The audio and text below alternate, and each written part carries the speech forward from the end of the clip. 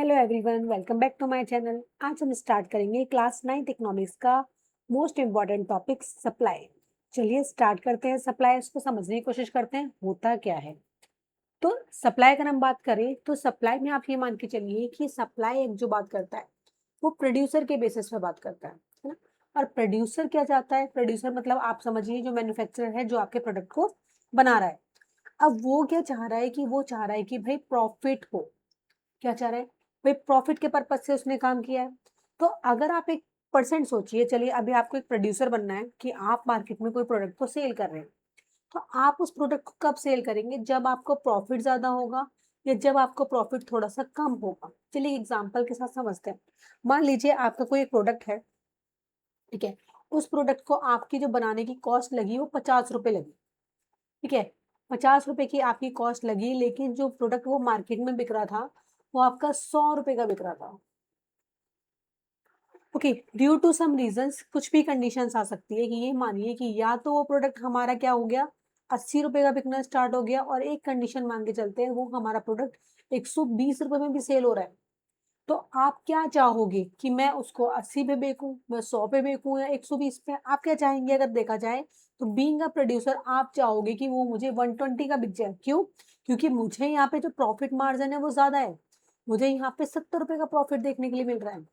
वहीं अगर मैं बात कर रही हूँ, अगर वो 80 रुपए में बिकने लग जाए तो आपका तो प्रॉफिट मार्जिन बहुत कम हो गया। आपका प्रॉफिट मार्जिन तो सिर्फ 30 रुपीज हो गया। ठीक है, 30 रुपीज में हमें फायदा होगा, उतना फायदा डेफिनेटली है, बट हमें कम मिलेगा। हम कब चाहेंगे मार्केट में? हम सप्लाई तब करना चाहेंगे जब मुझे ज्यादा प्रॉफिट होगा।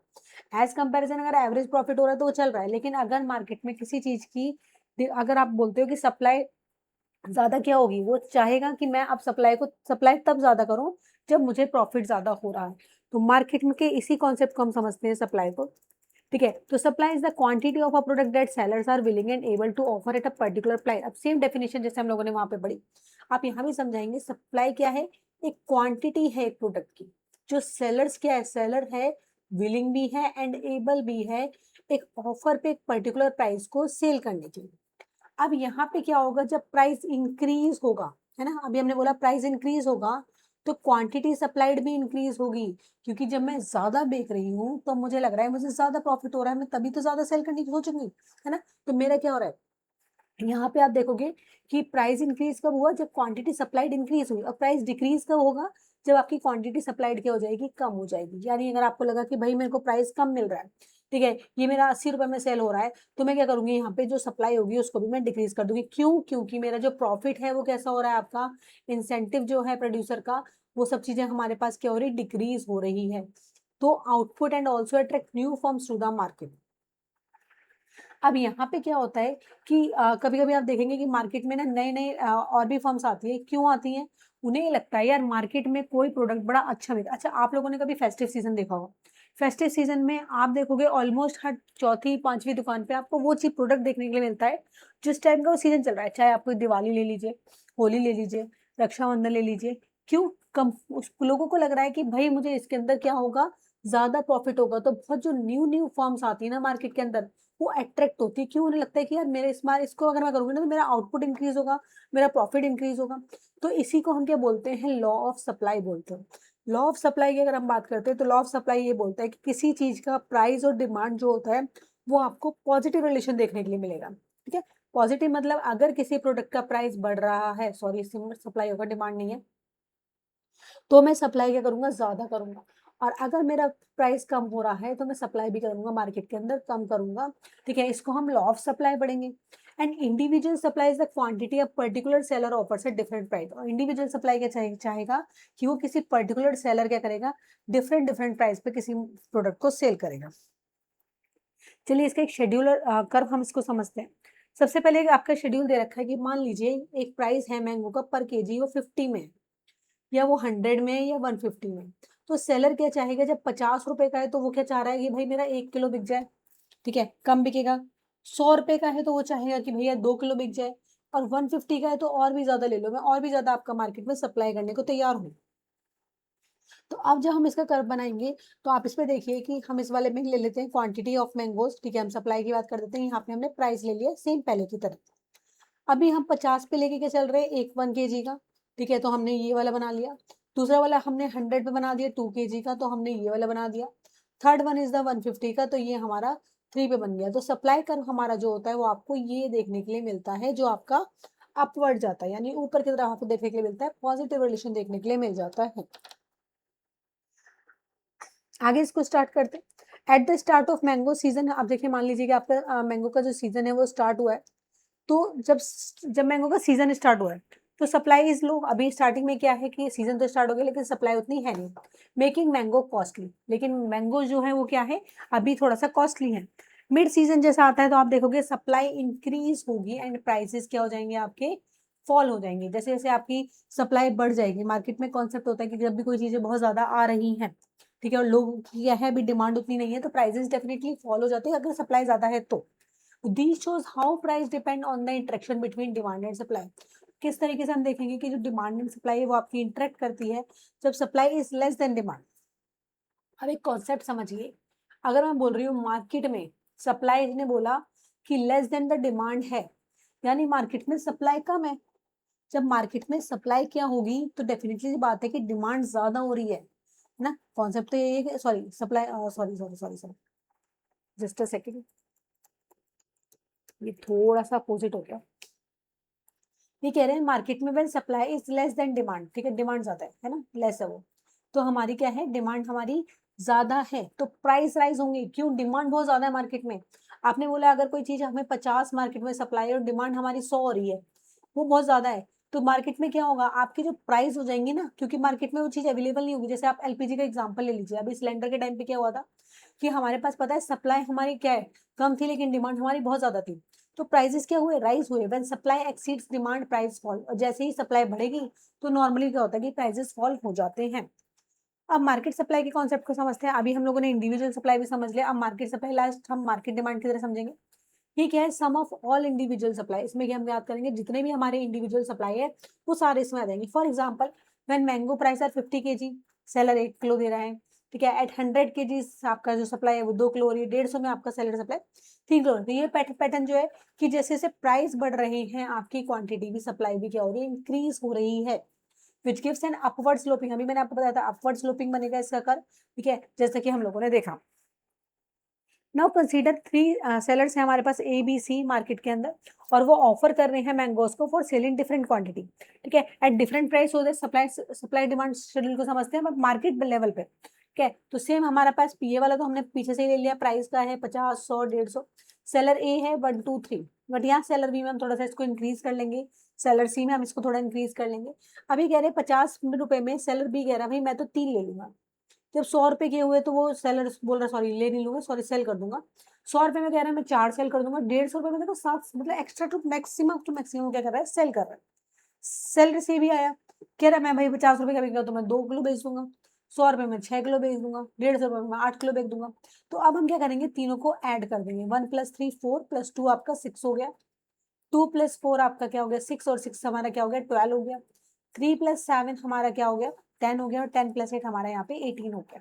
जब हम इन तीनों को ऐड कर देंगे तो हमारे पास, हम इसको थोड़ा सा टेबल से इसको आप बनाओगे, ठीक है, इंडिविजुअल सप्लाई कर्व हमारा इस तरीके से जा रहा था, जाएगा जो अभी हम बनाएंगे इसको, ठीक है, जो हमने ऊपर बनाया था उसको थोड़ा सा, और ये हमारा जो बनेगा वो मार्केट सप्लाई कर्व बनेगा। अगर आप इसको बनाते हैं आप तीनों को, तो अब आपने कितने लिख दिया, आपने 18 तक लिख दिए, 6, 12, 18, आप इसको 6 का एक पॉइंट, एक 12 का पॉइंट, एक आप 18 का पॉइंट बना सकते हैं, ठीक है। इसके अलावा यहाँ 50, 100, 150, तो 50 पे अगर हम देखते हैं तो हमारे कितना देखने के लिए मिल रहा है आपको, 6 देखने के लिए मिल रहा है, 6 kg।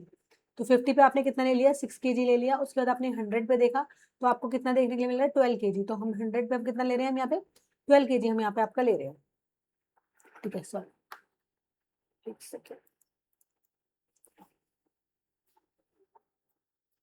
ये 100 पे हमारा क्या हो गया, यहाँ से आया और आपका ये 12 kg पे आ गया। थर्ड वन इज द 150 है, तो 150 में हमारा जो आ गया वो कितना आ गया आपका 18 kg आ गया। तो 150 पे आप लोगों ने देखा कि हमारा 18 kg पे आपका यहाँ पे पॉइंट पे मिल रहा है। तो दोनों हमने देख ली, इंडिविजुअल सप्लाई कर भी एंड मार्केट सप्लाई कर भी। नेक्स्ट हम कॉन्सेप्ट समझते हैं इसको।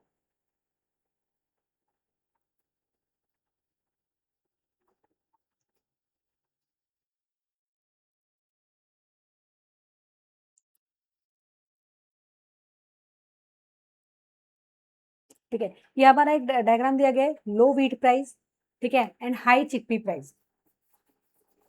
अब ये बोल रहे हैं लो व्हीट प्राइस। अगर लो व्हीट प्राइस की बात करी जाए, अगर व्हीट का प्राइस आपका कम है तो प्रॉफिट क्या हो रहा है, कम हो रहा है। प्रॉफिट जब कम हो रहा है तो फार्मर की चॉइस क्या होगी, प्लांट व्हीट करें या प्लांट हम चिकपी करें। अब जब हाई चिकपी प्राइस है तो वो हायर प्रॉफिट है उनका। तब हायर प्रॉफिट के केस में क्या चाहेगा कि भैया मुझे कौन सा करना है, तो फार्मर ने यहाँ पे चूज किया है, ठीक है, मुझे कौन सी चीज करनी है। अब सिंपल सी बात है, अगर आपका प्रॉफिट कम हो रहा है तो डेफिनेटली बात है कि आप उस चीज पे काम नहीं करेंगे ना। अब आपने सोचा कि भाई मेरे को प्लांट को मैं काम प्लांट व्हीट पे काम करूं मैं, या प्लांट चिकपीस पे काम करूं, तो आपने मोर चिकपीस करा नेक्स्ट सीजन के अंदर। तो ठीक है, ये हमारे पास इसका एक एग्जाम्पल आपको दे रखा था। अब नेक्स्ट हम इसके कॉन्सेप्ट को समझेंगे। अदर डिटर्मिनेंट्स ऑफ सप्लाई, जैसे हम लोगों ने डिमांड में पढ़े थे, सेम आपके पास है, बस थोड़ा सा ये कि वो दोनों इनवर्स रिलेशनशिप में आते हैं। डिमांड, प्राइस और डिमांड का रिलेशन आपको इनवर्स देखने के लिए मिलता है, और यहाँ पे हमें जो प्राइस और सप्लाई का जो रिलेशन है वो हमें पॉजिटिव देखने के लिए मिलता है। तो फर्स्ट आता है प्राइस ऑफ रिलेटेड गुड्स। अब आपको याद होगा प्राइस ऑफ रिलेटेड गुड्स में हम लोगों ने क्या पढ़ा था। Suppose a farmer faces two choices. मान लीजिए एक फार्मर है, उसके पास दो चॉइस है। इफ व्हीट प्राइस आर लो, मान लीजिए कि अभी हम लोगों ने देखा कि अगर व्हीट के जो प्राइसेस हैं वो कम है, बट चिक्की के जो प्राइस हैं आपके वो हाई है, तो वो किसको ज्यादा बनाना चाहेगा, वो चाहेगा कि मैं चिकपीस जो है उनको नेक्स्ट सीजन में उसी को करूंगा। तो supply of one would depend on the profitability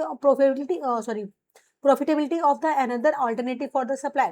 तो सप्लाई क्या चाहेगा, सप्लायर चाह रहा है कि मैं उस गुड्स को ज्यादा डिपेंड करूंगा जिसपे मुझे प्रॉफिट ज्यादा देखने के लिए मिल रहा है as comparison to other alternative या फिर हमारे सप्लायर्स को। तो ये क्या होता है, अगर आपको याद होगा तो हमने सब्सिट्यूट और कॉम्प्लीमेंट्री गुड्स पढ़े थे ना, जहाँ पे हमारे पास एक होता है या फिर हम अब तो उसको हम रिलेटेड गुड्स बोलते हैं कि अगर हमें एक की डिफरेंस है, हमें दूसरे को अगर चेंज करना पड़ता है तो हम डेफिनेटली कर सकते हैं।